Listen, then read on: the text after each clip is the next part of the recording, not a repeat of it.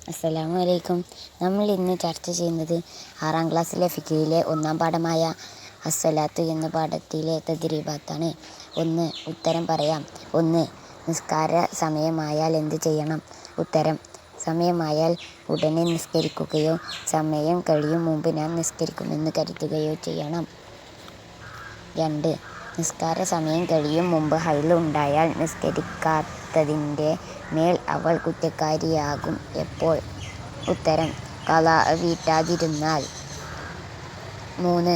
നിസ്കാരത്തിനുള്ള തടസ്സങ്ങൾ ഏതെല്ലാം? ഉത്തരം: ഭ്രാന്ത്, ബോധക്ഷയം, ഹൈള്, നിഫാസ് മുതലായവ. 4. സൂര്യൻ ഉദിക്കും മുമ്പ് ഭ്രാന്ത് സുഖപ്പെട്ടാൽ ഏതെല്ലാം നിസ്കരിക്കണം? ഉത്തരം: സുബ്ഹ് നിസ്കാരം. 2. യോജിച്ചതിനോട് ചേർക്കാം. 1. സമയം കടന്ന 10 മിനിറ്റ് കഴിഞ്ഞ് ബോധക്ഷയം ഉണ്ടായാൽ. ഉത്തരം: ഖളാ വീട്ടണം.